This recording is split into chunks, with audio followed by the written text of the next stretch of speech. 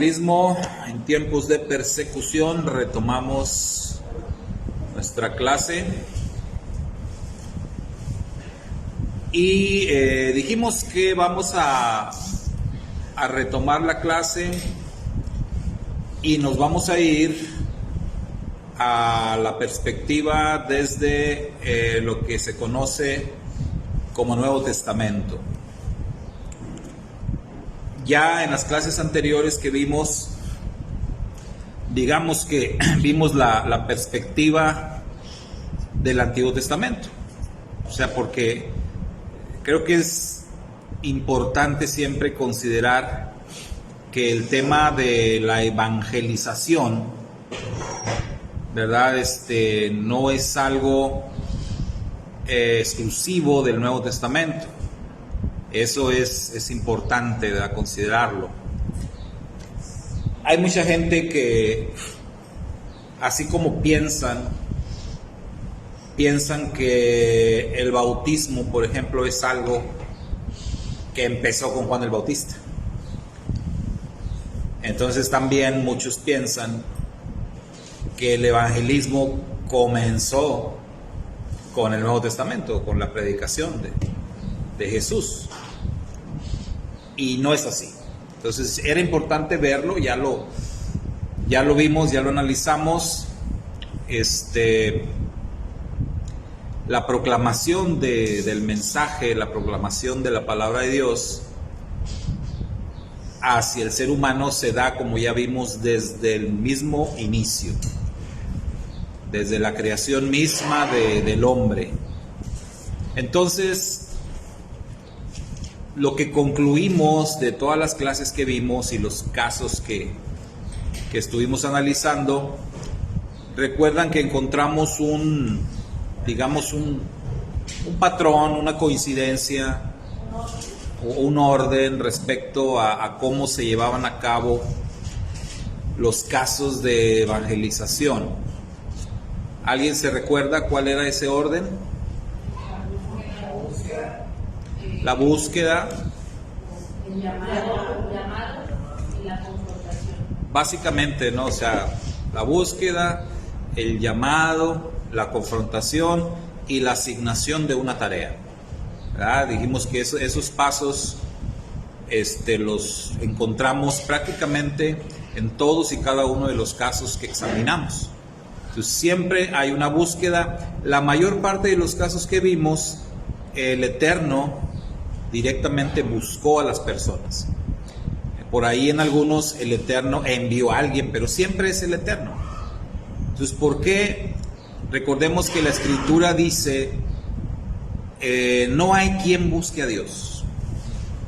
O sea, la misma Escritura declara que el hombre por sí mismo no busca a Dios. O sea, no hay quien busque a Dios. Sin embargo, también el texto sagrado dice, busquen al Señor mientras pueda ser hallado. ¿Creen que hay una controversia, que se está contradiciendo la Escritura?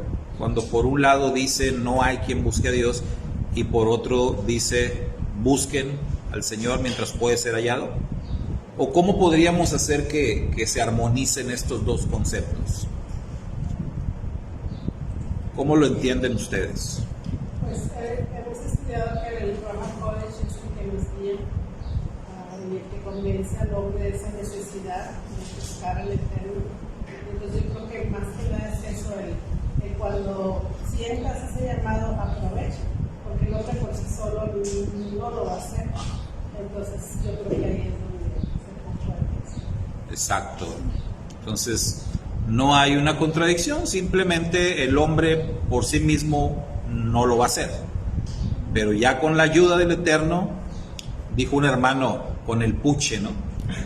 Entonces ya, el hombre o puede o no, porque hay quienes deciden como quieran no hacerlo, hermano. Sí, realmente nos ordena, realmente nos hace sentir la realidad del Padre.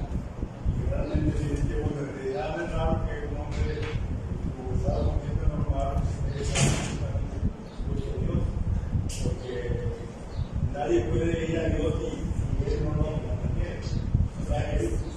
dice bien que nosotros conocemos a Cristo para poder creerlo. Si no tenemos algo de Cristo, no nos va a creer. No tiene sentido. O sea, hacer algo y conocer a Cristo, el mismo Padre para creer más. Sí, hace rato hablábamos de Noé, ¿no? Y decíamos que Noé halló gracia ante los ojos de Dios. Entonces es lo que dice el hermano Carlos, o sea, el Eterno ve algo. Vio algo en Noé, vio algo en Abraham, vio algo en cada uno. Y entonces, en Naamán, sí, o sea, también en extranjeros, ¿no? O sea, el Eterno ve algo. Y el Eterno dice, mira, el Rab Shaul, ¿no? Instrumento útil me es este me va a servir. Y aún en Faraón vio algo. ¿Sí? Para ponerlo de vuelta. Para sus propósitos. O sea, el Eterno ve, me sirve para esto, me sirve para aquello. Entonces, y algo muy cierto también, el tema de la redención es una orden. Es una orden, el Eterno ordena. La persona que se pierde en un acto de desobediencia. Al rechazar el llamado del Eterno, al rechazar la orden de ser redimido. Porque en uno de mis textos favoritos dice, mirad a mí y sed salvos, todos los términos de la tierra, porque yo soy Dios y no hay más. Eso es totalmente imperativo, es una orden. El Eterno te ordena salvarte. El que se pierde por desobediente, ¿verdad? Entonces vemos que en todos los casos que analizamos siempre hubo ese patrón de la búsqueda. El Eterno lanza la búsqueda de las personas, el Eterno hace el llamado, el Eterno hace la confrontación y asigna una tarea. Entonces con eso en mente nos vamos a ir adentrando en el Nuevo Testamento y en la obra del Mashiach, Yeshua. Vamos a considerar también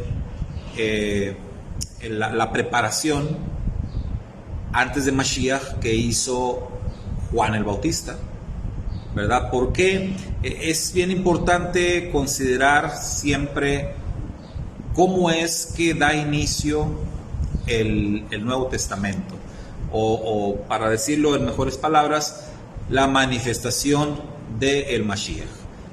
¿Cómo es? Porque la Escritura dice que en el tiempo designado por Dios, ¿verdad? Dice, en el tiempo designado por Dios, no en otro momento.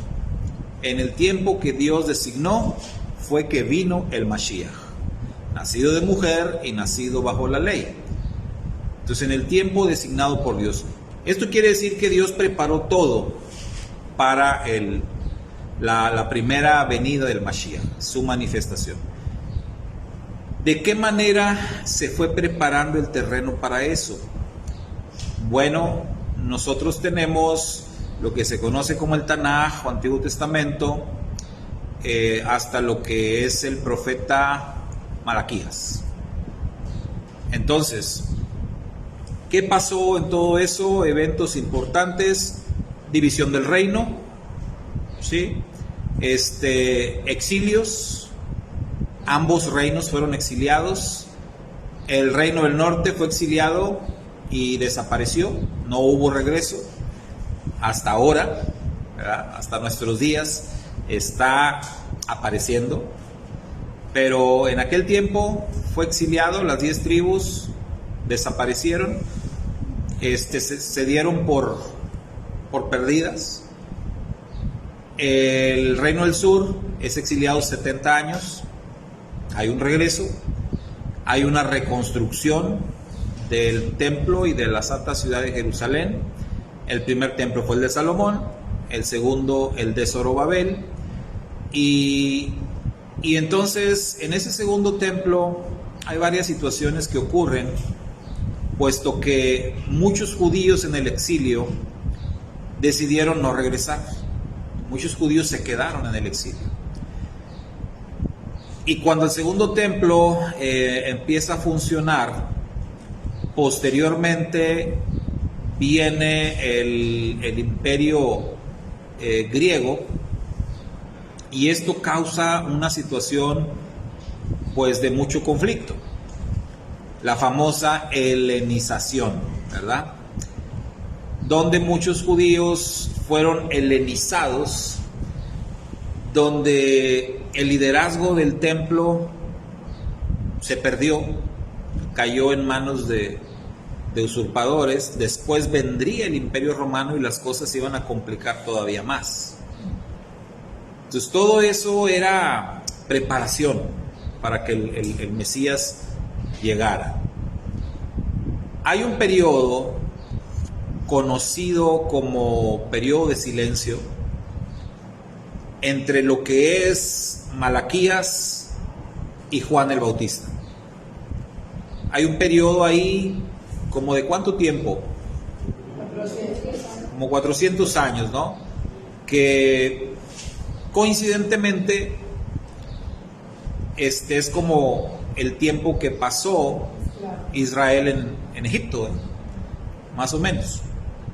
O sea, hay un periodo ahí en donde hubo periodo de silencio. ¿Por qué se conoce como periodo de silencio?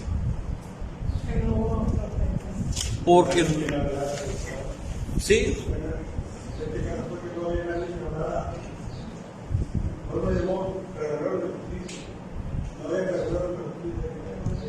no había, o sea, no había profetas. La característica número uno de los profetas, hermanos, era que hablaban en el nombre de Dios. Esa era la característica principal. Usted lee los profetas y todos los profetas dicen: así ha dicho el Eterno, vino a mí palabra del Eterno diciendo esto, así. Entonces, esa era la característica principal. Durante ese periodo del silencio, 400 años, no hubo profetas, no se levantó profeta, nadie hablaba en el nombre de Dios. Esto era como Dios está enojado con Israel y Dios le dejó de hablar a Israel. Le dejó de hablar, le aplicó la ley del hielo.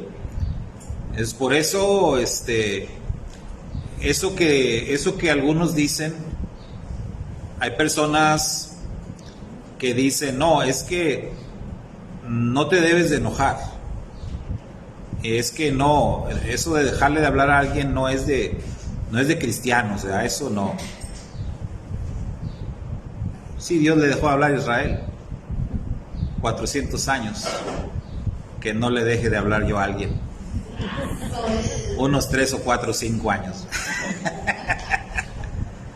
O sea, a veces complicamos las cosas, queremos que las cosas sean como nosotros creemos o pensamos, así como Naamán. El problema con Naamán era que él quería que las cosas se hicieran como él pensaba, y no es así, es como Dios dice.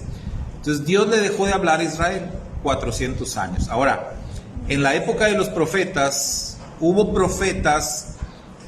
Cuando el reino se dividió, había profetas en Israel y había profetas en Judá. O sea, profetas de casa de Judá y profetas de casa de Israel. Los profetas de la casa de Judá usualmente profetizaban en Judá y también profetizaban en Israel. Pero los de casa de Israel no profetizaban en casa de Judá. O sea, era como que algo que pasaba, ¿no? En esos 400 años no hubo profetas de nada, de ninguna de las dos casas. Entonces, imagínense, después de 400 años de silencio, se levanta Juan el Bautista. Entre eso fue un revuelo. Por eso la gente viajaba de donde fuera. Cuando se corrió la noticia, hoy se levantó un profeta, pero todos querían escuchar al profeta. Todos querían saber el mensaje del profeta. Y más que nada porque la situación que estaba viviendo el pueblo judío en ese momento, pues era de persecución, era de tribulación, estaban bajo el dominio de Roma. Escuchar que se levantó un profeta era algo muy motivante. porque obviamente ellos lo primero que pensaron fue el Mesías. O sea, porque el pueblo judío, siempre que ha estado con la bota de un imperio encima, claman por el Mesías y esperan al Mesías libertador. Entonces ellos escuchan de Juan y dicen el Mesías, lo asocian a la idea del Mesías. Entonces mucha gente iba a escuchar el mensaje de Juan. ¿Qué nos dice las Escrituras acerca de Juan? Efectivamente, Juan era un profeta, ¿sí? Podemos decir que fue el último de su clase, aunque después el libro de los Hechos habla de profetas, pero es una forma distinta. Digamos que es un ministerio profético distinto. Juan fue el último de su clase, digamos, de la escuela de los profetas, de los viejos profetas. O sea, fue él como que la cereza del pastel. Después de Juan ya no iba a haber profetas así. Iba a haber profetas, pero con un enfoque un tanto diferente. Entonces Juan comienza su ministerio. ¿Cuál era la tarea de Juan? Preparar el camino. Él así lo expresó, él así dijo. Llegaba la gente y le preguntaba: oye, ¿quién eres tú? ¿Eres el Mesías? No, no soy el Mesías. ¿Eres Elías? No, tampoco soy Elías. ¿Eres Jeremías? O sea, ¿quién? ¿Y qué decía él? Yo soy la voz de uno que clama en el desierto, y cita al profeta. Cita al profeta y él está diciendo: yo soy el que viene a preparar el camino para el Mesías. Y lo dijo claramente. Lo dijo claramente: después de mí viene uno mucho más grande que yo. Yo no soy digno ni siquiera de atar la correa de su calzado. Yo los bautizo en agua, pero él los va a bautizar con el Espíritu Santo y con fuego. Entonces él está anunciando al Mesías. Prepara el camino para el Mesías. ¿Cuánto duró el ministerio de Juan? 30 años. No, o sea, el ministerio, su predicación. No, 2 años creo. 6 meses. 6 meses. Fue todo. No hubo más. 6 meses. A partir de que Juan comienza su ministerio en el Jordán y hasta que es apresado por Herodes para posteriormente ser ejecutado, transcurrieron 6 meses. Y fue todo. Esa es una lección bien grande, ¿verdad? Porque la vida de Juan es muy, muy interesante, sobre todo por las palabras que el Mashiach le dedicó, por lo que Mashiach dijo de Juan. Lo exaltó bastante. Mashiach dijo: cuando ustedes salieron a escuchar al profeta, o sea, Juan, ¿qué salieron a escuchar? ¿Qué salieron a ver? Y habló bien bonito de él. Y dijo el Mashiach: de entre los nacidos de mujer, ninguno como Juan. Ninguno. Él es el más grande de todos los hombres. Dijo: pero en el reino de Dios, Juan es el más pequeño. O sea, interesante, ¿no? Lo que enseñó Mashiach. Pero interesante cómo fue la vida de Juan. O sea, Juan se preparó toda su vida para un ministerio de 6 meses. Se dice que fue educado por los esenios, por el estilo de vida, muy probablemente sí, porque la escritura dice que habitaba en los lugares desiertos. Su vestimenta era la vestimenta típica de los esenios, que vivían en cuevas, que comían grillos, chapulines, esas cosas, ¿no? Así eran los esenios. Y se dice que los esenios, entre el grupo de los esenios estaba la verdadera casta sacerdotal. Los que estaban en el templo eran usurpadores, Anás, Caifás y toda la bola de rufianes que estaban ahí, o muchos, no todos, ¿verdad? Pero muchos eran usurpadores. Y se decía en aquellos tiempos que la verdadera casta sacerdotal estaba entre los esenios. Recordemos, si Juan habitó en el desierto y fue parte de los esenios, pues Juan, ¿de quién era hijo? Venía de la casta sacerdotal. Y justamente el papá de Juan es conectado a una de las castas de las que se mencionan en Crónicas. Entonces hay una línea ahí auténtica, ¿sí?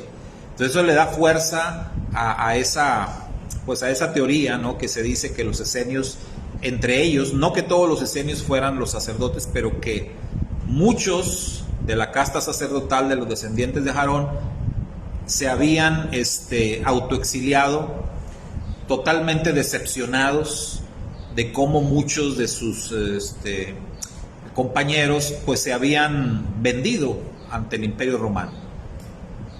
Entonces Juan se prepara toda su vida para un ministerio de 6 meses.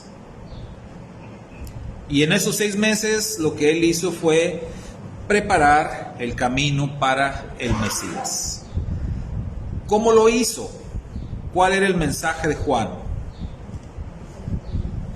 Básicamente, arrepentimiento. Arrepentimiento. Entonces, arrepiéntanse, prepárense para recibir al Mesías. ¿Ustedes creen que ese es un mensaje apropiado para nuestros días? Es básico, es fundamental, contundente y necesario, ¿verdad? Eso es lo que se requiere predicar. No es tan complicado. Cuando tú quieres compartir con una persona y tú dices, es que no sé qué decir, es que no tengo las palabras, no sé cuál texto de la Biblia usar. El mensaje es bien fácil. Arrepiéntete. Arrepiéntete. Mi hermano Jaime, que es pastor también, y él se caracteriza mucho por el ministerio evangelístico. Lo escuché así más de una vez. Íbamos caminando por la calle, de repente veía algún conocido de él, algún amigo por allá caminando por la acera contraria o a lo lejos, y les hablaba, ¿no? Una vez nos topamos un amigo que no recuerdo su nombre, le decíamos el Camarón. Y entonces mi hermano dice, ¡Camarón! Y voltea a Camarón bien contento. ¡Arrepiéntete! Le dice. Está bien. Bien predicado. No se necesita más.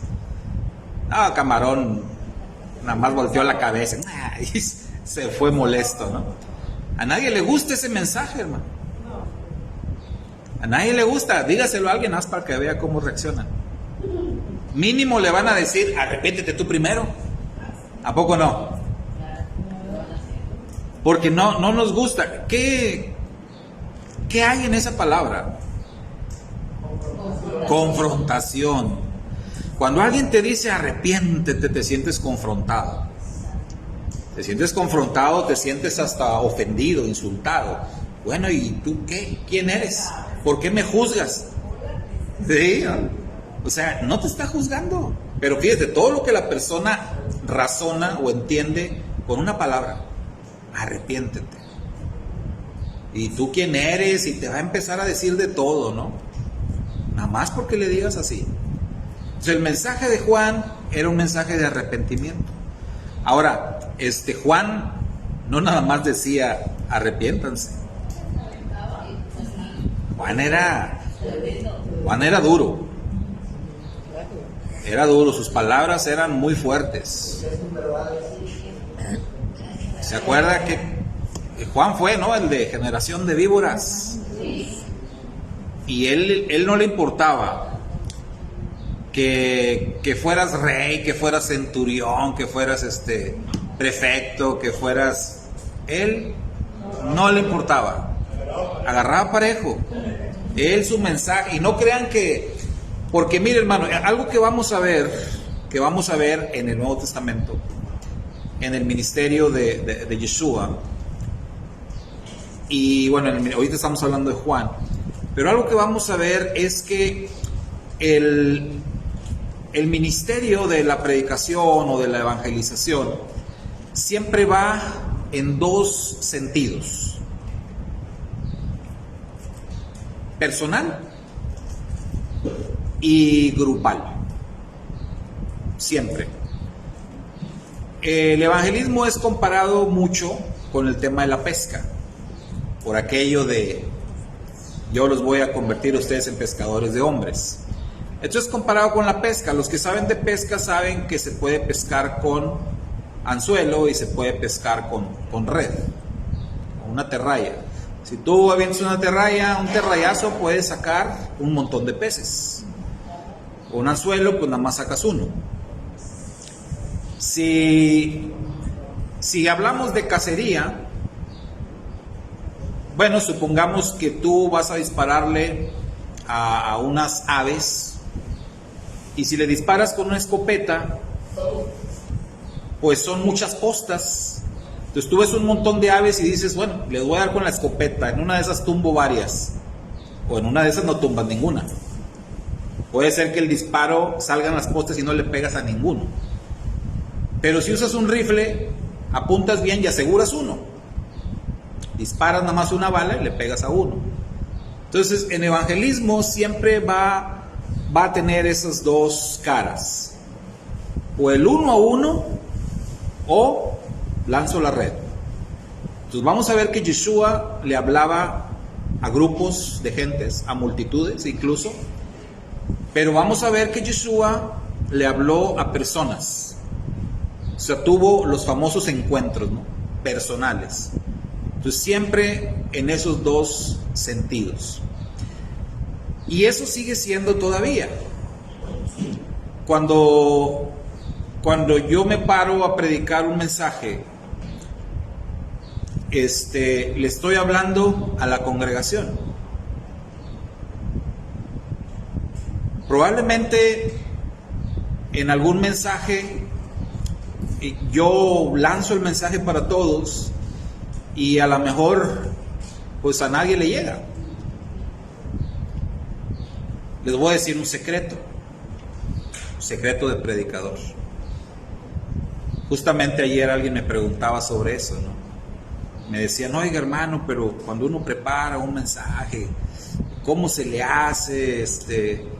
¿En qué uno está pensando? Bueno, me hacían algunas preguntas. Y yo le decía, te voy a decir el secreto, ¿no?, de un predicador. Le digo, tú estás preparando un mensaje para una congregación, del tamaño que sea. Puede ser 20 personas, 50, 100, 500. Tú siempre tienes que pensar en una persona y pensar en una necesidad. O sea, tú siempre le tienes que apuntar a un objetivo. Es muy probable que el mensaje, aunque tú lo estás dirigiendo hacia una persona, en realidad le va a pegar a otra. Pero eso ya es cosa de Dios. Pero normalmente el predicador prepara un mensaje pensando en una persona, en una necesidad. Esto es un secreto que ya no es secreto. De aquí en adelante ustedes van a pensar cada vez que yo predique, ¿seré yo? ¿Estará pensando en mí? Pero es un método. Es un método porque de esa manera el mensaje tiene que ser personal. Aunque lo estás dirigiendo a una audiencia, pero el mensaje tiene que ir personal. Y se tiene que sentir personal. Ahora, cuando... sí se siente. Entonces, eso, cuando tú lo trabajas de esa manera, el Eterno pues siempre hace su parte, ¿verdad? Por eso dice que su palabra nunca vuelve vacía. Cuando el predicador se esfuerza y trabaja en el mensaje y lo personaliza, normalmente el predicador, si siguió los pasos correctos, se lo aplicó primero a sí mismo. y ya con esa autoridad lo aplica a alguien más. Y cuando se hace de esta manera, Dios puede tomar eso y tocar varios corazones.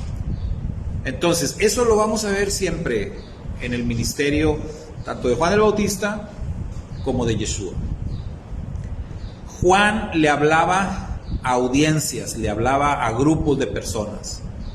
Sin embargo, Juan apuntaba directo. O sea, Juan le hablaba directo a las personas. Y eso obviamente causaba incomodidad.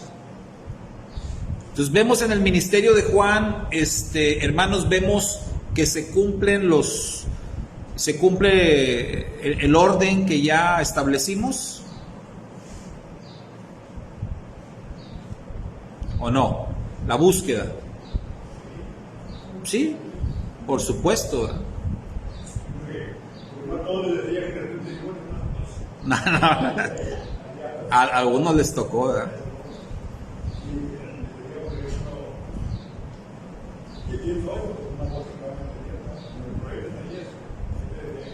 Sí. Ahora, Juan, podríamos pensar, él no fue a buscar a la gente salía a verlo a él. Pero el simple hecho de que él se paró un primer día, empezó su proclamación, eso ya habla de una búsqueda. Eso habla de una búsqueda. O sea, él provocó a la gente, ¿no? Él provocó que la gente viniera a escucharlo.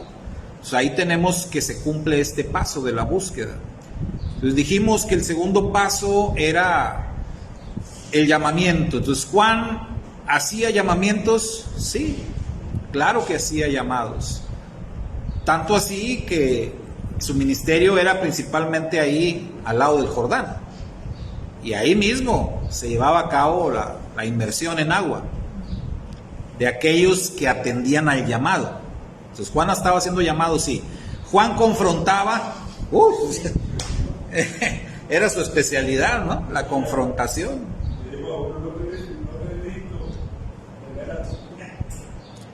No.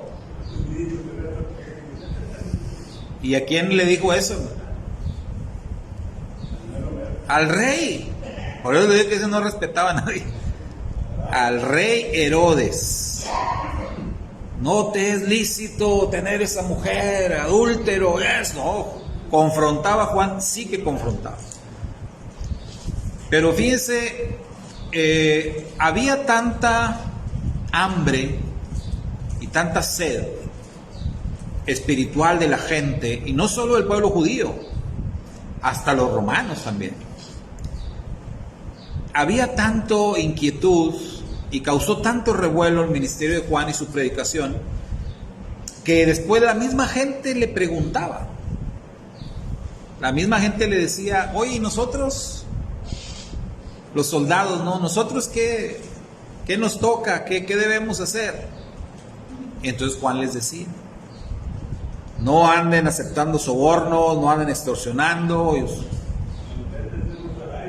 sean, sí, así, estén satisfechos con el salario, no anden ahí transando nada.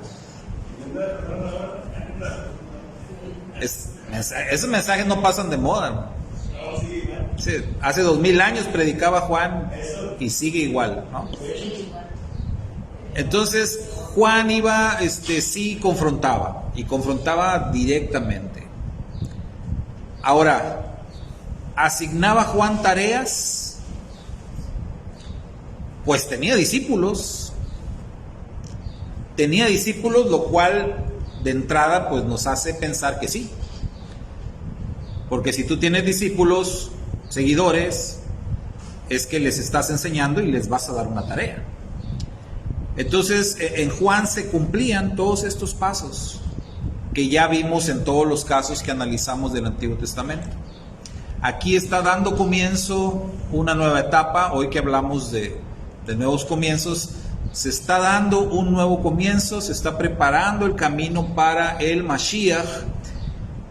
Juan lo está haciendo, y Juan, establece ese mismo orden, ese mismo patrón de buscar de llamar, de confrontar, digamos redimir, se nos pasaba esto, ¿no? Redimir a las personas y asignarles una tarea.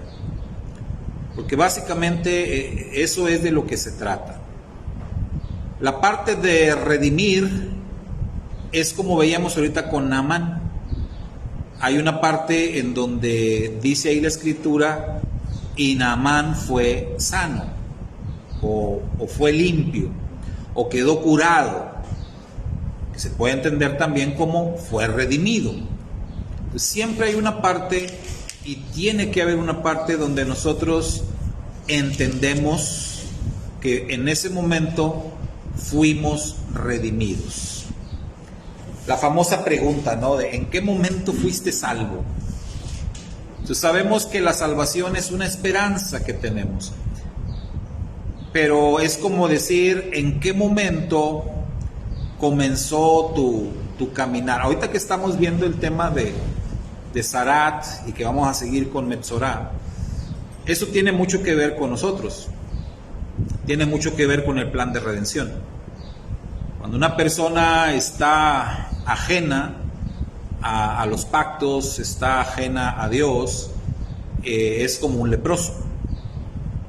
Entonces es fácil entonces darte cuenta con el ejemplo de los leprosos, ubicar en qué momento eres declarado sano.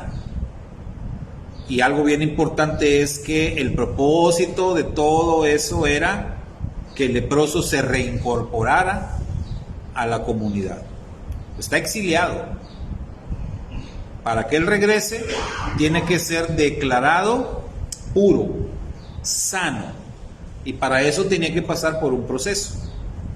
Si no pasaba por ese proceso, entonces no era declarado sano y no podía reincorporarse a la comunidad. Entonces, ¿qué es lo que vamos a ver nosotros acá? Es algo muy parecido. Entonces, tenía que haber un momento donde la persona entendía que estaba siendo libre, que estaba siendo sano, que iba a comenzar su andar. Entonces, en cada uno de los casos que vayamos analizando, vamos a ir viendo ese momento clave, ¿no? Pero yo me acuerdo, por mencionar un ejemplo, vamos a decir Zaqueo. Y yo recuerdo que cuando se hablaba de Zaqueo en los círculos cristianos, una vez varios pastores debatían sobre en qué momento Zaqueo fue salvo. ¿Ustedes qué dirían? ¿En qué momento fue salvo Zaqueo? Porque unos decían cuando se subió al árbol. Otros decían, no, cuando Jesús lo llamó Zaqueo por su nombre, ahí. Otros decían, no, cuando se bajó del árbol. Y así, ¿no? Se abría el debate. ¿Ustedes qué dirían?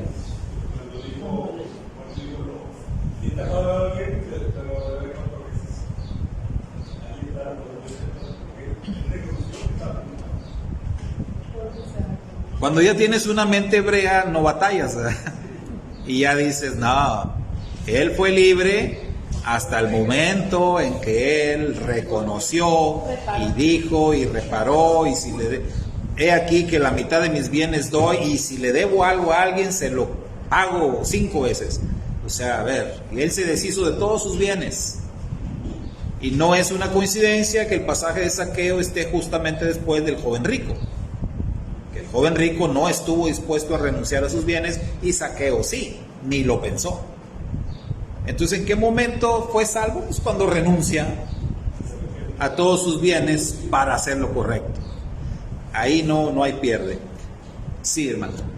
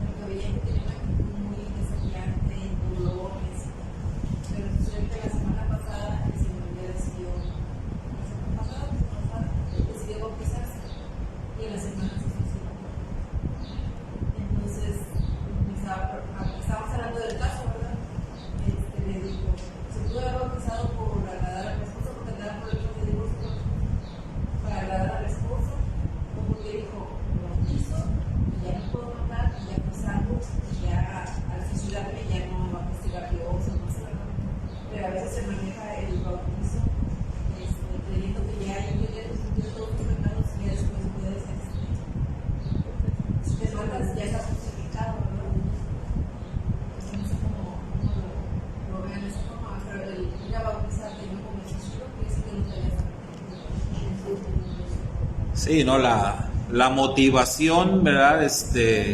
Lo platicábamos hace poco, ¿no? El tema de la motivación. ¿Por qué haces lo que haces? Entonces es diferente hablar, en este caso, un suicida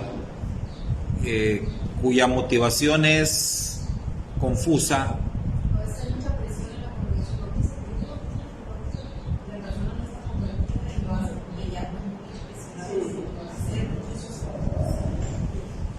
Sí, Porque como ve que todo se van a hacer.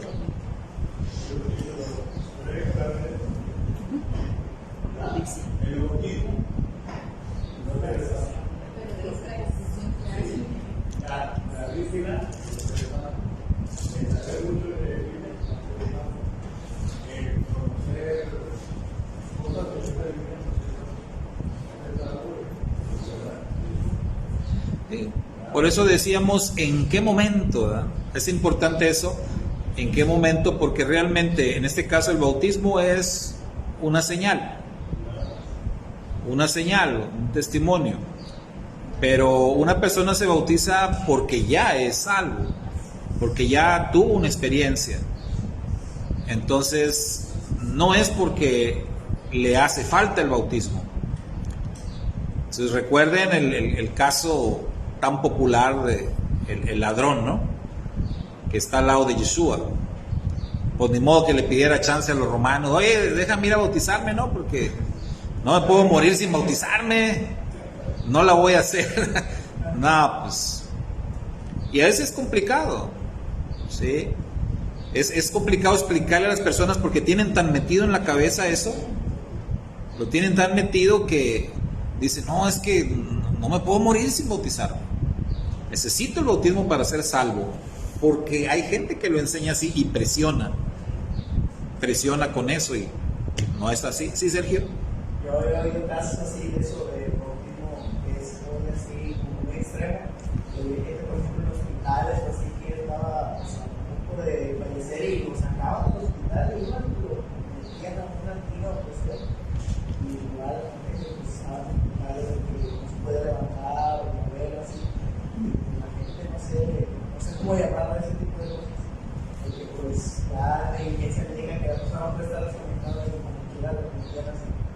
O sea, y eso me lo platicaban los testigos cuando yo estuve con ellos, porque me decían, o sea, sobre todo ese tipo de cosas, no puedes obligar a toda la gente. O sea, pues depende de la religión que sea, porque un punto en el que terminas de estudiar el libro que dice, si te quieres bautizar, es como una pregunta, tiene que nacer de ti, no como que, mamá, llevas 3 años, no te bautizar, tiene que nacer de ti. No siempre convencido de bautizarme, y si de repente ni siquiera te ha pasado, pues entonces no significa para ti, necesitas estar ofreciendo tu corazón de que, pues oye, quiero dar un paso más, y pues me gustaría bautizarme como una vez un aquí, no de llevar tu fe también. Sí, o sea, nunca debe de haber esa presión, ¿verdad? De ninguna manera. Recordemos Felipe y el etíope, en ningún momento vemos ahí que Felipe le diga, o sea, de hecho salió del etíope, dijo, oye, pues aquí hay agua, ¿qué impide que yo sea bautizado? Se entiende que le habló, le explicó, pero lo dejó que él solito, ¿verdad? Que él solito propusiera. Entonces, pero bueno, sí, se dan casos precisamente debido a una mala enseñanza, a una mala interpretación. De hecho, estamos hablando de Juan, y Juan practicaba un tipo de bautismo. Y aquí entramos en el tema de que la Biblia habla de diferentes clases de bautismos. El bautismo no es una experiencia única como tradicionalmente se enseña. O sea, la Escritura habla de bautismos en plural, ¿verdad? Entonces hay varias clases o varios tipos de bautismos. El de Juan fue, literalmente ahí dice, un bautismo de arrepentimiento, un bautismo de preparación, pero ni siquiera era un bautismo de conversión. Posteriormente hubo bautismo de conversión a el Mashiach, ¿sí? Ya los discípulos, ya los que se adherían al mensaje de Yeshua, se bautizaban en el nombre de Yeshua y ese era un bautismo de conversión al Mesías. No era un bautismo, porque había otro bautismo de conversión al fariseísmo, por ejemplo. Tú te querías incorporar a las filas de los fariseos, entonces eras y recibías instrucción de parte de los rabinos, y sobre todo cuando eras gentil, lo que llamaban prosélitos, un gentil que se quería convertir al judaísmo, bueno, ese era otro. El bautismo de Yeshua no era un bautismo de conversión al judaísmo, porque la audiencia de Yeshua ya eran judíos. Entonces ese bautismo era de conversión al Mashiach. Ellos estaban declarando fe en Yeshua como el Mashiach. Y ese era el bautismo, ¿sí? Y por eso era en el nombre de Yeshua. Entonces no era un bautismo de conversión al judaísmo. ¿Sí, hermano Carlos? Sí, hay gente que pregunta, ¿es necesario el bautismo? Yo tengo que decir que sí. ¿Es necesario la circuncisión? Sí.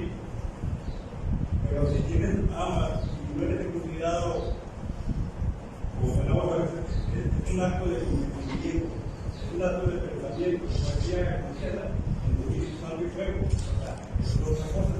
O sea, para que quede en la mente, no nada más del Señor, porque el Señor, todos van a saber que los que estamos circuncidados, pero si no es cambiado la mente, nunca puede hacer nada. Sí, mira. La gente cree que cumpliendo eso ya está. Por ejemplo, en Estados Unidos, no sé si todavía, pero hace años, en Estados Unidos, en muchos hospitales, a todos los bebés varones que nacían, les practicaban la circuncisión. Por, no sé, o sea, no tenía nada que ver con cuestiones religiosas, pero era una disposición que después me parece que cambió y ya les tenían que preguntar a los papás si querían, pero obviamente desde una perspectiva médica les decían, lo que yo les decía hace rato, mire, le va a evitar usted problemas futuros al chamaco, esto y aquello. Y entonces muchos ya estaban circuncidados. Ahora, no es algo que tenga que ver con religión, con fe, con nada. Entonces ese niño crece y digamos que abraza la fe hebrea, pero ya está circuncidado. Entonces, ¿cómo le va a hacer? ¿O qué hay que hacer? Para que más o menos entendamos cómo funciona la circuncisión. O sea, el tema no es, o lo importante no es lo físico, porque podemos tener casos así. Entonces, ahí por eso se llama Brit Milá, el pacto de la circuncisión. La circuncisión sin pacto no es nada, no tiene ninguna validez, ¿verdad? Bueno, físicamente sí te sirve, te ayuda, pero espiritualmente tiene que existir el pacto de la circuncisión. O sea, entras en pacto, esa es la parte importante. Entonces, oye, pues es que yo estoy circuncidado, bueno, pero te falta la parte de entrar en pacto, ¿sí?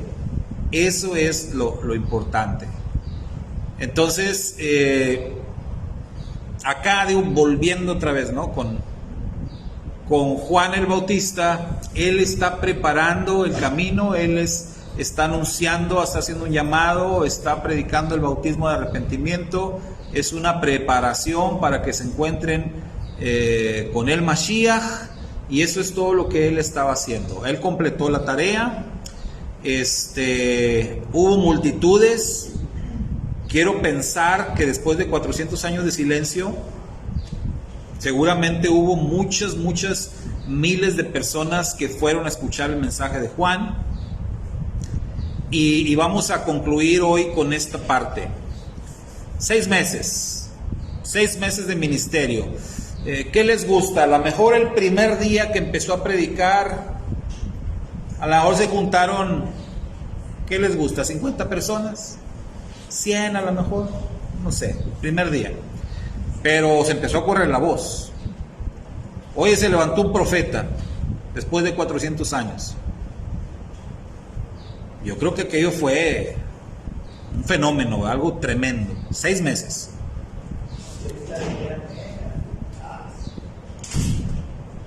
No, y ahorita más, ¿verdad? Ahorita con la facilidad que se corre la voz. Pero vamos a pensar, 6 meses, más o menos ustedes cuánta gente calculan habrá escuchado la predicación de Juan. Unos 20,000. Toda la región. No 200,000. Judea, Galilea. Es que después todavía hay gente. Y había judíos, según el libro de los Hechos, judíos que viajaban desde Roma, o sea, Roma la capital, viajaban hasta allá. Bueno, el etíope, desde África. A lo mejor no fue gente tan lejos, finalmente fueron 6 meses nada más, pero como dijo Belita, todos, o sea, yo creo que toda la región, por lo menos, toda la región de Judea y Galilea, todos fueron a escucharlo. O sea, hablamos de muchos miles de personas en 6 meses. Ahora, el propósito del mensaje de Juan, recuperemos esa parte, ¿no? Preparar el camino para el Mesías. Cuando llega al clímax, el clímax del ministerio de Juan, ¿cuál fue, hermanos? O sea, ¿cuál fue el momento ya top, más alto del ministerio de Juan? Cuando Yeshua llega, ¿verdad? Obviamente, porque ahí Juan, pues ya olvídese de vaya, es como si yo estoy predicando sobre la venida del Mashiach, el Mashiach está viniendo, entonces, hermanos, mírenlo, ahí está, tanto que les dije, y ahí está viniendo, pues ya. Yeshua viene hacia Juan, Juan lo ve, y ahí está la gente, ahí está la multitud. Entonces Juan, miren, aquí está. He aquí el Cordero de Dios que quita el pecado del mundo. Él es el que de tanto les he dicho todo este tiempo. Este es, aquí está. Ahora, fíjense. Después de eso, ¿cuántos siguieron a Yeshua? ¿Cuántos? ¿Perdón? 2. Con eso nos vamos a quedar. 2. Nada más. No hubo más. 6 meses predicando. Lo bueno que no fue Jeremías, 40 años. 6 meses. Le predicó a miles de personas. Y tuvo la oportunidad de tener ese momento clímax en donde el mismísimo Yeshua se apersonó ahí, ¿verdad? Para que él pudiera decir, aquí está. Y el resultado, 2 personas. 2 personas siguieron a Yeshua por la predicación de Juan. Entonces, quédense con eso, ¿no? Recuerde, estamos hablando de evangelización en tiempos de persecución. Es difícil. Nosotros vivimos tiempos difíciles. Entonces no se sienta usted mal, no se agüite, como decimos acá, ¿no? En el norte. No se agüite si la gente no lo quiere escuchar. Mire lo que pasó con Juan. Aparentemente lo escuchaban y le pedían consejo. Y maestro, ¿nosotros qué vamos a hacer? Y a la mera hora de la verdad, cuando él dice, aquí está, ese era el momento de váyanse con él, todititos. Nada más 2. Entonces, paciencia, no hay que desesperarse, no hay que agüitarse. El Señor hace la obra, lo hace en su momento. Nosotros somos portadores nada más de un mensaje, somos facilitadores. Nuestra tarea es exponer, nuestra tarea es procurar un encuentro. Nosotros somos buscadores, porque eso sí, ¿verdad? Nosotros somos buscadores, nosotros somos personas que llaman. Esas partes que hemos ubicado claramente, eso es lo que tenemos que hacer: buscar personas, llamarlas, o sea, invitarlas, ¿sí? Confrontarlas cuando es necesario. Tampoco vamos a andar confrontando a todo el mundo, pero cuando es necesario confrontar hay que hacerlo.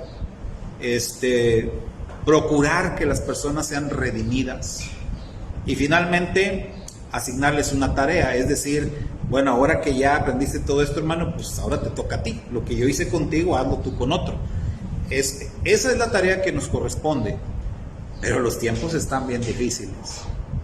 Y si Juan le sufrió y le batalló, créanme que los tiempos que nosotros vivimos hoy son más difíciles que hace 2000 años.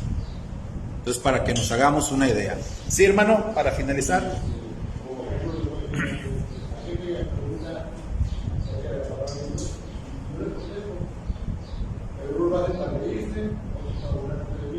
Y a veces les hablo de la palabra y aparece la de Dios y nomás ellos. A veces hay gente que me pregunta y también lo pasa, ya me pasó a mí. Sí. Y generalmente yo no paso lo que me preguntan de Dios, no, porque hay gente que me duele, porque hay gente que me siento mal para que se no. Esta semana en el boletín Metzorah, ahí en la sección de la pluma del pastor, tenemos un tema muy interesante sobre el contexto, es la parábola del sembrador, pero la parte... préstamelo tantito. Es que no recordaba el título. La palabra de Dios no es para todos. Ese título, ¿verdad?, que ponemos ahí, que es totalmente una verdad, y todos lo sabemos. O sea, la palabra de Dios no es para todos. Y el miércoles vamos a estar hablando de eso en la transmisión, si el Eterno lo permite, y vamos a ahondar un poquito considerando el contexto que es la parábola del sembrador. Pero en sí, es algo que ahí directamente la Escritura dice, que la palabra de Dios no es para todos. Quisiéramos nosotros que fuera para todos y que todos se salvaran. No es así. Yo creo que el deseo sincero en el corazón de Noé en su tiempo fue que todos entraran al arca, pero durante 120 años nadie le hizo caso. Como dice el hermano Carlos, así le pasó a Noé. Se burlaron de él, gente viajaba, iba nada más para burlarse, lo tildaron de loco, etcétera. Y Noé con su corazón quería que la gente le creyera y que entraran en el arca y que le ayudaran a hacer el arca. No pasó, ¿verdad? Entonces, todo eso lo tenemos que considerar en este tema, porque el tema de la evangelización no es fácil, absolutamente no es fácil, pero tenemos que hacerlo, entendiendo de qué se trata. Si usted practica evangelismo pensando en, como dicen muchos, en ganar almas, te vas a frustrar. Tienes que practicar el evangelismo como una tarea asignada por el Eterno, como algo que tienes que hacer, y que los resultados no dependen de ti en absoluto. Y si se salva uno, pues gloria al Eterno. Y si no se salva nadie, ya le pasó a Jeremías. Entonces, no te agüites, ¿verdad? ¿Sale? Bueno, es todo por hoy. Así concluimos con nuestra clase. Recuerden, nos quedamos ahí con dos seguidores, nada más. El fruto de la predicación de 6 meses a miles de personas fue 2 personas. Y de ahí vamos a partir ya a el ministerio de Yeshua, que justamente comienza con esas 2 personitas. Así va a comenzar Yeshua. O sea, vaya, Yeshua todavía no empezaba él su ministerio. El fruto de Juan le sirvió a Yeshua para comenzar. Ya tenía 2 seguidores. Desde una perspectiva humana, podríamos decir que eso fue un fracaso, ¿no? A lo mejor nosotros diríamos, hombre, Dios le iba a decir a Juan, mira, te mandé a preparar el camino a mi hijo y que le juntaras la gente y tuviera nomás 2. Pero desde la perspectiva divina, hermano, y Yeshua lo dijo, Juan fue el más grande de los hombres. E hizo un trabajo excelente. Y sigue, por esos dos, mire, aquí estamos este grupito. Y muchos más. No ocuparon más, ¿verdad? 2. Como cuando dice que Moisés y Aarón. un pecador se arrepiente en el cielo es mejor que mil justos. Pero vean, el número 2. Si hubiera sido nada más 1, no, tienen que ser 2. Entonces ahí hubo 2 que siguieron a Yeshua. Sí, 2 el fruto y con eso será suficiente. Bueno, hasta la próxima. Bendiciones. Shabbat Shalom. Shalom.